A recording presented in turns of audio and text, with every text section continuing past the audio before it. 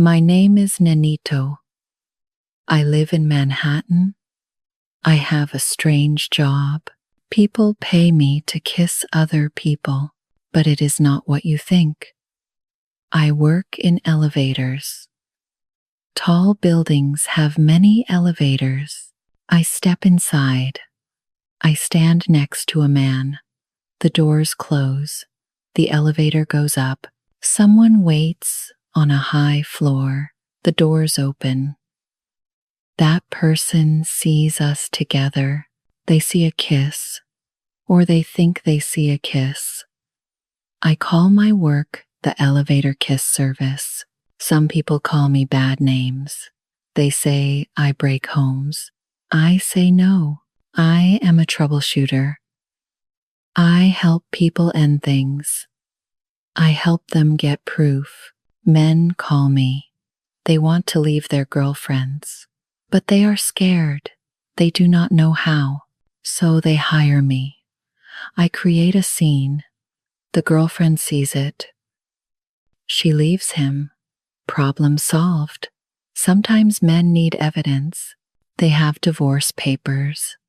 They need photos. They need proof of cheating. I give them that proof, but I do not really cheat. I just act. I have rules, very strict rules. Rule 1, I do not kiss for real. I use camera tricks. I stand close. I turn my head. The angle makes it look real, but our lips never touch. Rule 2, no contact after the job. The client pays me.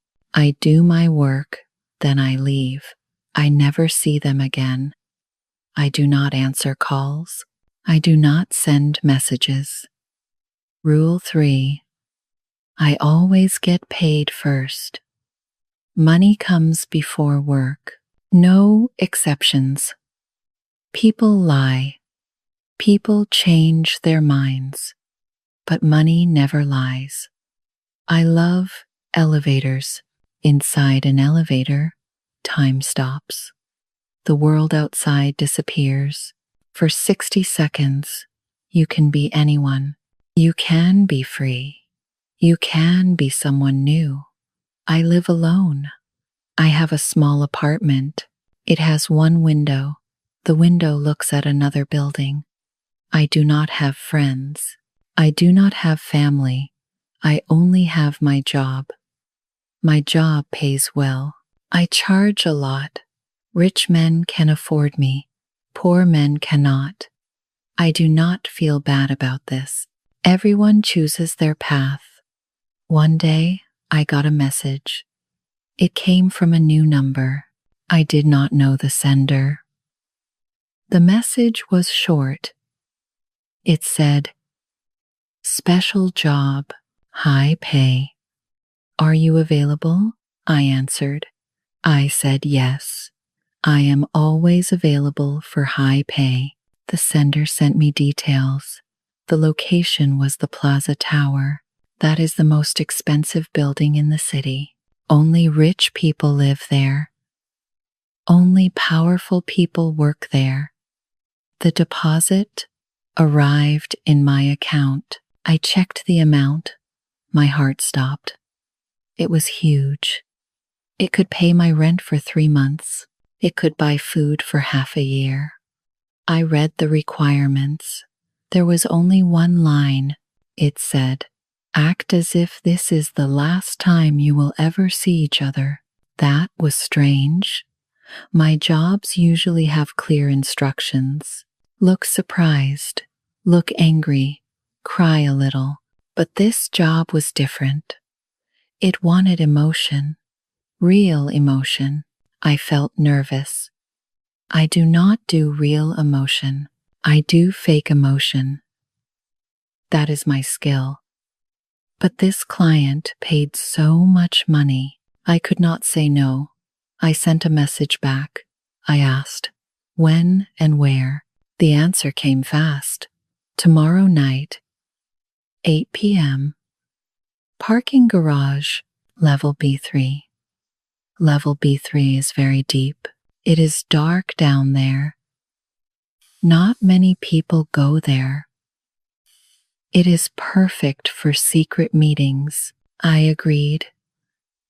I said yes. The sender sent me a photo. It showed a black car. The license plate was clear. I had to find that car. I put my phone down. I looked out my window. The other building stared back at me. I felt something strange in my chest. Was it fear? Was it excitement? I did not know. I had done this job many times. I kissed strangers in elevators. I broke hearts for money. I never felt anything, but this time felt different. I told myself to relax. It was just another job, just another kiss, just another elevator. But deep inside, I knew something. This job would change everything. This kiss would not be like the others. This elevator would take me somewhere new. I just did not know where yet. The next night came. I put on a black dress. I wore red lipstick. I looked professional. I looked cold. That was my work face. I took a taxi to Plaza Tower. The building was tall.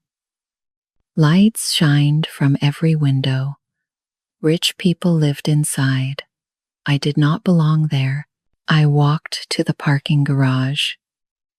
I went down many levels, B1, B2, finally B3. It was very dark down there. Only a few lights worked. The air smelled like oil and concrete. I looked for the black car. I walked between rows of expensive cars. My shoes made noise on the floor. The sound echoed in the empty space. Then I saw it. The black car from the photo. A man stood next to it. He wore a long coat. He was tall. He looked at his phone. I walked closer. He looked up. Our eyes met. This man was different. Most of my clients look angry, or they look proud, or they look hungry. But this man looked sad. He looked tired. His eyes were dark. They held old pain. He was handsome. His face was clean. His hair was neat. His clothes were expensive. But something was wrong. He looked lost. He looked like he forgot how to smile. "Nenito?" he asked. His voice was soft. "Yes," I said. "You are Wade?" He nodded. He did not smile. He just looked at me. His eyes moved over my face. He looked confused, like he saw a ghost. "Thank you for coming," he said. "I know this is strange." "It is fine," I said. "What do you need me to do?" Most clients give me long instructions. They tell me where to stand. They tell me how to move. They tell me when to look surprised. But Wade did not do that. He just said, "Hold my hand when the doors open." That was all. No acting. No fake tears. No drama. "Okay," I said. I felt strange. This job was too simple. Wade pressed the button. The doors opened. We stepped inside. The space was small. We stood close together. Wade pressed number 22. The top floor, the penthouse. The elevator started to move. It went up slowly. I smelled something. It came from Wade's coat. Sandalwood. Warm and deep, the smell filled the small space. It filled my nose. It filled my head. My heart beat faster. I felt warm. My hands became wet. This was wrong. I never felt this way during work. I always stayed cold. I always stayed calm. I told myself to breathe. This was just business. This was just another job. Wade was just another client. Nothing more. But my body did not listen. I felt nervous. I felt strange. The sandalwood smell made me dizzy. I looked at Wade. He stared at the doors. His face showed nothing. But I saw his hand. It shook a little. He made a fist. Then he opened it again. The elevator passed floor 10. Then floor 11. Then floor 12. Time moved slowly. Each second felt long. I moved closer to Wade. That was my job. I had to look close to him. I had to look like we knew each other well. My shoulder touched his arm. He did not move away. I felt his warmth through his coat. The elevator reached floor 15. Wade turned his head. He looked down at me. His eyes were strange. They did not look at me with want. They looked at me with surprise, with memory. He opened his mouth. He spoke very quietly. His words were almost a whisper. You look exactly like someone I used to know. My breath stopped. I stared at him. What did he mean? Who did I look like? Why did he say that? But I could not ask. The elevator kept moving. Floor 16, floor 17, floor 18. I felt his hand near mine. It was very cold, like ice. I wondered why. The elevator was warm, but his hand was freezing. Floor 19, floor 20, floor 21. My heart beat very fast now. Something was wrong. This job was not normal. Wade was not normal. His sad eyes, his cold hands, his strange words. I wanted to ask questions, but I stayed quiet. That was my rule. No personal questions. No real conversation. Just business. The elevator slowed down. We reached floor 22. The penthouse. The top. Wade looked at me again. This time, his eyes looked soft. They looked sorry, like he wanted to say something, like he wanted to warn me, but he said nothing. He just took my hand, his fingers wrapped around mine. They were so cold, so very cold. The elevator stopped. A soft sound came. Ding! The doors started to open. Light came in from outside. Bright light. Too bright. Wade held my hand tight. Too tight. Like he was afraid. Like he did not want to let go. I looked at the opening doors. I looked at the light. And I knew something bad was about to happen. The doors opened slowly. Light came from outside. I saw a hallway. Expensive carpet. Gold walls. Beautiful paintings. Then Wade moved. Very fast. Too fast. He pulled me close. His arms went around me. His face came down to mine, and he kissed me. This was not a fake kiss. This was not a camera trick. This was real. His lips pressed against mine, hard, desperate, like he was drowning, like I was air. I forgot everything. I forgot my rules. I forgot my job. I forgot where I was. I only felt the kiss. Warm, deep, strong. My hands went to his chest. I did not push him away. I pulled him closer. My eyes closed. The world disappeared. This was wrong. I never kissed clients for real. Never.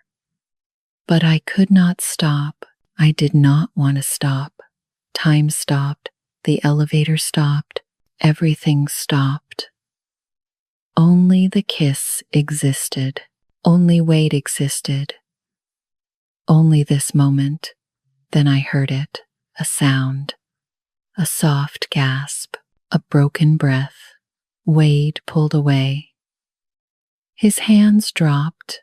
He stepped back. His face looked empty. His eyes looked dead. I opened my eyes. I looked forward. I looked through the open doors. A woman stood there. She wore a white suit.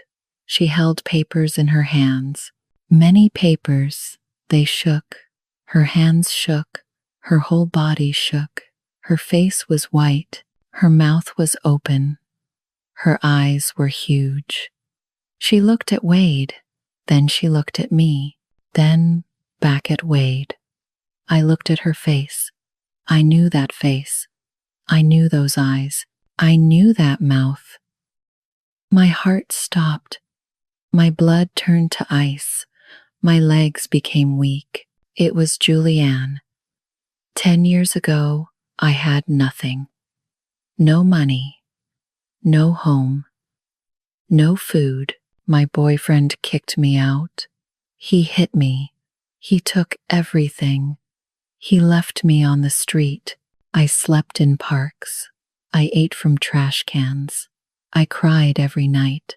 I wanted to die. Then Julianne found me. She was a stranger, but she helped me. She gave me money. She gave me a place to sleep. She bought me food. She bought me clothes. She protected me. She talked to me. She said, "You are not alone. You are safe now." She saved my life. She was the only person who helped me, the only person who cared, and now I was here, in her building, kissing her husband. I could not breathe. I could not move. I could not think. Julianne's face changed. First shock, then pain, then hate. Pure hate. Her eyes burned. They looked at me like I was trash, like I was dirt, like I was nothing. "No," she said. Her voice shook. "No, not you, not her." Her? Wade said nothing. He just stood there. His face showed nothing. Julianne's hands opened. The papers fell. They flew everywhere. White paper filled the air. They landed on the floor, on the carpet, in the elevator. She screamed again. A long, terrible scream. Then she threw the rest of the papers at Wade. They hit his chest. They hit his face. He did not move. Julianne cried, "I hate both of you." Tears ran down her face. Black tears. Her makeup ran. She looked broken. She looked destroyed. She looked at me again. That look cut me. It hurt more than any knife, more than any punch. It was disgust, complete disgust. I wanted to speak. I wanted to say, "Wait, let me explain. This is not real. This is my job." I did not know, but I could not speak. My throat closed. No words came out. And my rules, my professional code, I never explained. I never told the truth. That was rule number 2. No contact, no explanation. But this was different. This was Julianne, my savior, my angel, the only good person in my dark life. And I destroyed her. I kissed her husband. I broke her heart. I broke her home. I broke everything. A terrible, terrible monster. Get out, Julianne said. Her voice was cold now, dead. Get out of my sight. She turned away. She walked down the hall. Her steps were slow, weak, like an old woman, like someone dying. I ran. I pushed past Wade. I ran to the stairs. I could not wait for the elevator. I had to leave. I had to escape. I ran down 22 floors. My legs hurt. My lungs burned. My heart felt broken. But I kept running. I reached the lobby. I pushed through the doors. I went outside. Rain fell. Heavy rain. Cold rain. It soaked me in seconds. My dress stuck to my skin. My makeup ran. My hair fell in my face. I did not care. I walked into the rain. I walked into the dark. The city lights blurred. The rain was too heavy. Or maybe my tears were too heavy. I walked and walked. I did not know where I went. I did not care. I just walked. Behind me, in the bright lobby, Wade stood. I looked back once, just once. He watched me through the glass doors. Rain covered them, but I saw him clearly. He had a smile on his face, a small, bitter smile, a smile that said, "This was the plan all along." Then I turned away. I kept walking, into the rain, into the dark. I went home. I took off my wet dress. I sat on my bed. I did not sleep. Every time I closed my eyes, I saw Julianne's face. I saw her pain. I saw her hate. I heard her scream. I destroyed her. The woman who saved me. The only good person I ever knew. I felt sick. My stomach hurt. My head hurt. Everything hurt. The sun came up. I did not sleep at all. I looked at my phone. The money was still in my account. All that money. I did not want it anymore. It felt dirty. It felt wrong. Blood money. I opened my banking app. I tried to send the money back. I looked for the sender's account number, but it was gone. Deleted. The account did not exist anymore. Like it never existed at all. I tried again. And again. Nothing worked. The money was mine now. I could not give it back. I threw my phone across the room. It hit the wall. The screen broke. I did not care. I needed answers. I needed to know the truth. Who really hired me? Why did they choose that building? Why did they choose Wade? I had connections. People in my business know each other. We share information. We help each other sometimes. I made calls. I sent messages. I asked questions. Who hired me for the Plaza Tower job? At first, nobody knew. Then someone called me back. A woman named Rita. She does the same work as me. Different cities. Different clients. I found something, Rita said. The job came from a law firm, Sterling and Associates. They do divorce cases. Rich people only. A law firm. Not Wade. Wade did not hire me. My blood ran cold. Who at the firm? I asked. I don't know names, Rita said. But I heard something else. The wife requested you. She asked for you specifically, by name, the wife. Julianne. I dropped the phone. My hands shook. My whole body shook. Julianne hired me. Julianne set this up. Julianne planned everything. But why? Why would she do this? Why would she hurt her own husband? Why would she use me? I picked up my broken phone. I searched online. I typed Julianne Wade divorce lawyer. I found articles, news stories, photos. There was Julianne at a charity dinner. She wore a red dress. She smiled at the camera. Next to her stood a man, tall, handsome, expensive suit.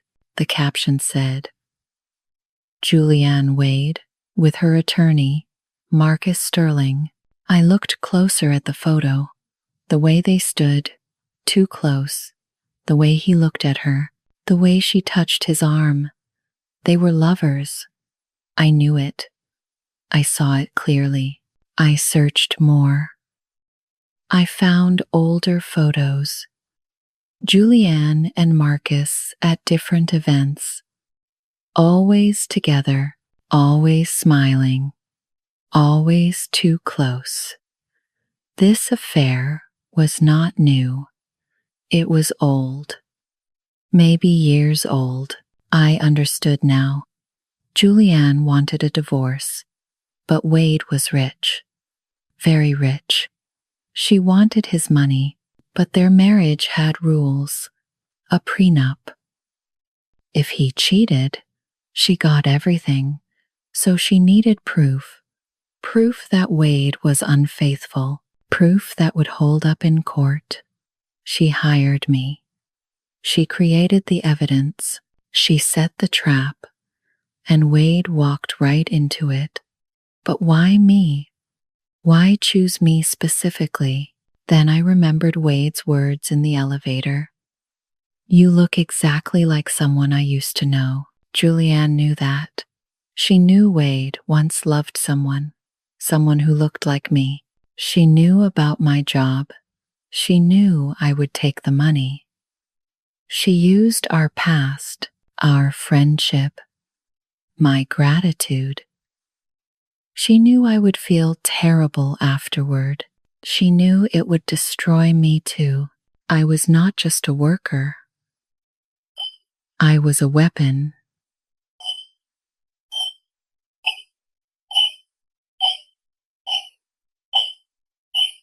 A weapon aimed at two people, Wade and myself.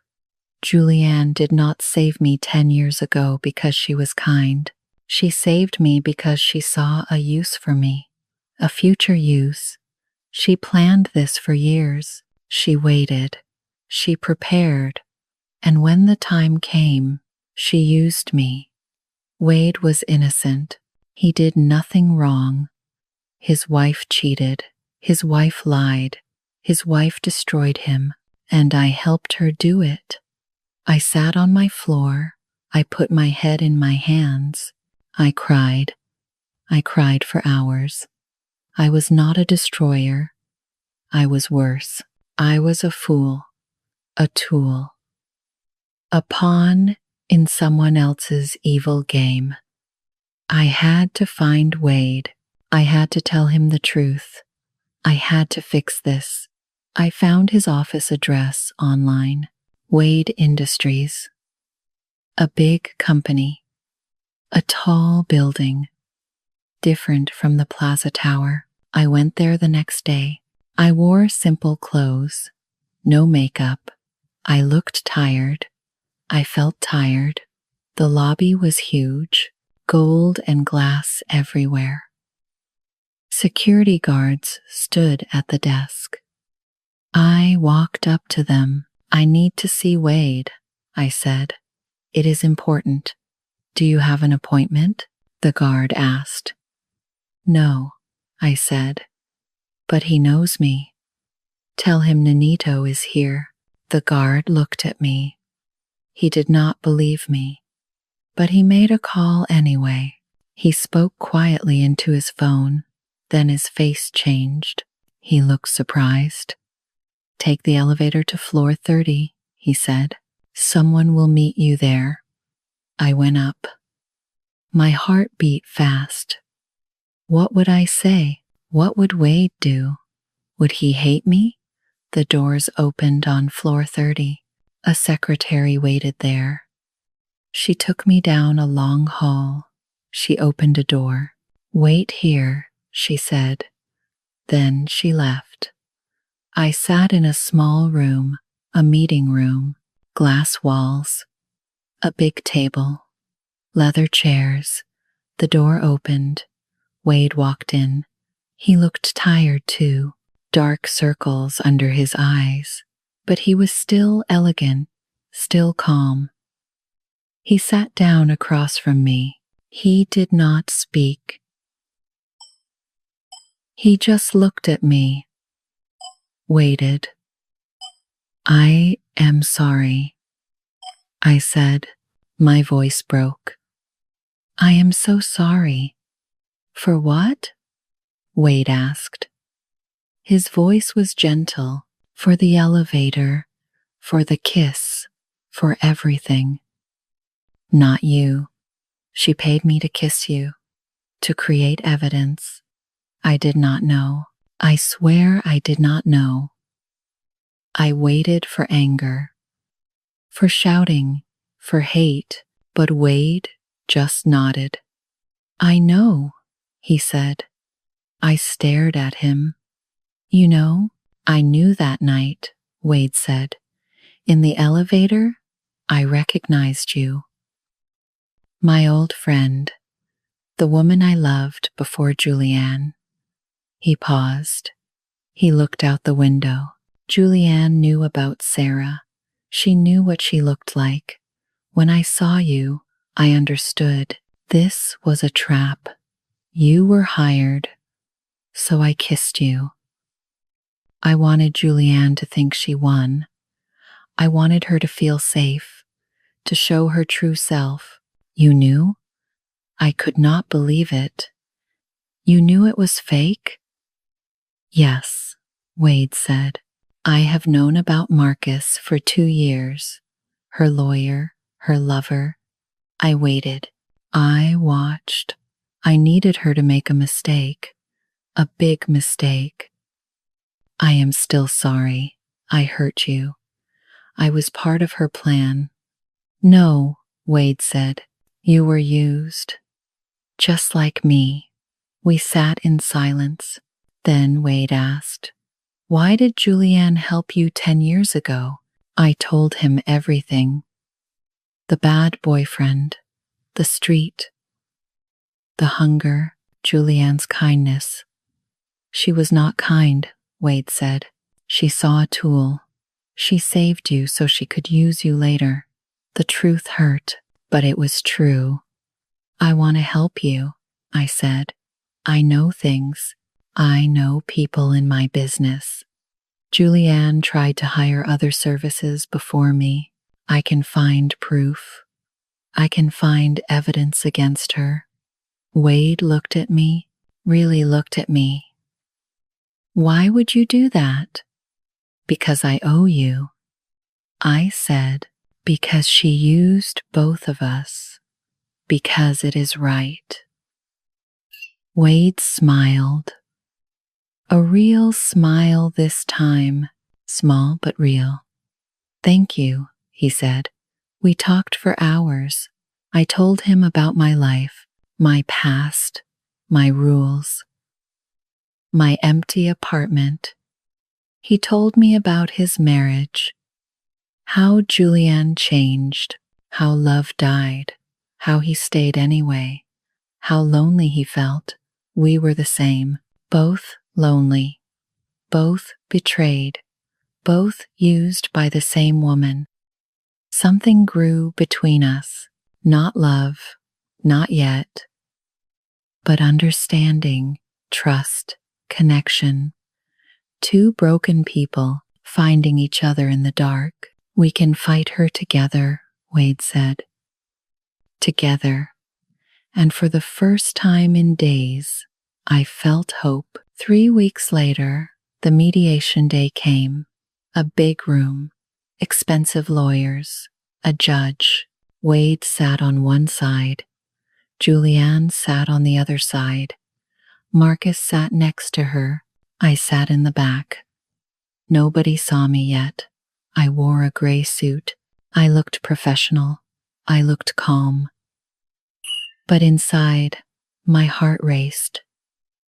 Julianne looked beautiful. Perfect hair, perfect makeup, perfect smile.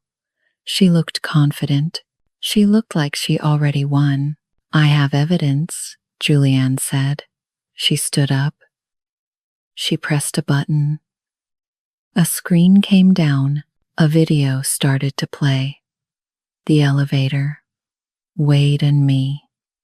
Perfect angle. Perfect evidence. My husband cheated, Julianne said. With this woman in our building. This video proves it. The judge watched. The lawyers watched. Everyone watched.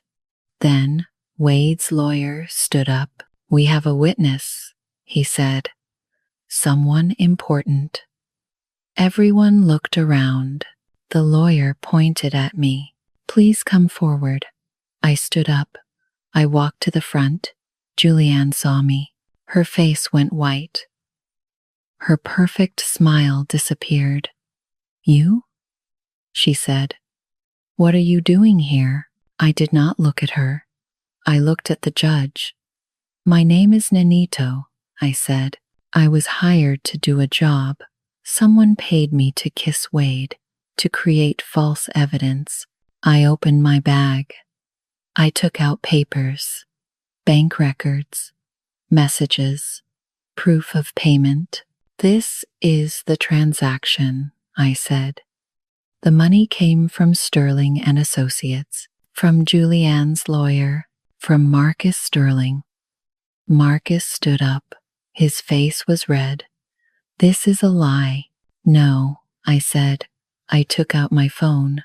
I pressed play. A recording started. Julianne's voice came out. Clear and loud. Make sure you hire that girl.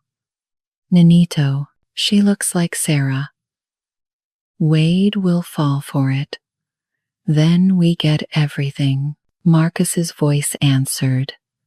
Are you sure about this? Yes, Julianne said. I saved her life once. She owes me. She will never suspect me. The room went silent. Everyone stared at Julianne. She opened her mouth. No words came out. There is more, I said. The elevator camera. Someone moved it. Someone changed the angle. Look at this part. I showed another video. The same elevator, but earlier. Before Wade and I arrived, Julianne stood inside. She adjusted the camera. She moved it slightly. She smiled at it. She positioned the camera, I said. She made sure it would capture everything. She planned this entire thing. The judge looked at Julianne. Is this true? Julianne said nothing. Her lawyer said nothing. Marcus looked at the floor. This is fraud, the judge said. Legal fraud. The prenuptial agreement is clear. No assets for the cheating party. Mrs. Wade, you cheated. You lied. You created false evidence. You get nothing. Julianne screamed. No, that is not fair. But it was over. She lost. She lost everything. Wade looked at me. He smiled. A real, warm smile. Thank you, he said quietly. I smiled back. You are welcome. That night, I quit my job. I deleted all my contacts. I closed my business. The elevator kiss service ended forever. Truth was more important than money. Real life was more important than scripts. A week later, Wade called me. "Can we meet?" he asked. "Yes," I said. We met at his building lobby, not the Plaza Tower, his office building, the place where we planned everything. "Shall we?" Wade said. He pointed at the elevator. I laughed. "Again? One more time," he said, "but different this time." We stepped inside. The doors closed. We stood close, but this time, no cameras watched. No one waited on any floor. Just us. Just this moment, the elevator went up, slowly, quietly. Wade looked at me. His eyes were soft, warm, real. "This time we are not acting, are we?" he asked softly. I smiled. "No," I said. "This time it is real." He took my hand, not cold this time, warm, strong, safe. The elevator reached the ground floor. The doors opened. Light came in. Bright, beautiful light. We walked out together, hand in hand, into the lobby, into the city, into our new life. No more masks, no more tricks, no more fake kisses. Only truth, only freedom, only us. I'm thankful you chose this story today. If you felt close to the characters or enjoyed the simple English, please press like. You can share this video with anyone who loves learning through stories. And please subscribe to Teddy English Story. Subscribing is free, but it helps us continue. Turn on notifications so you won't miss the next story. We'll meet again soon.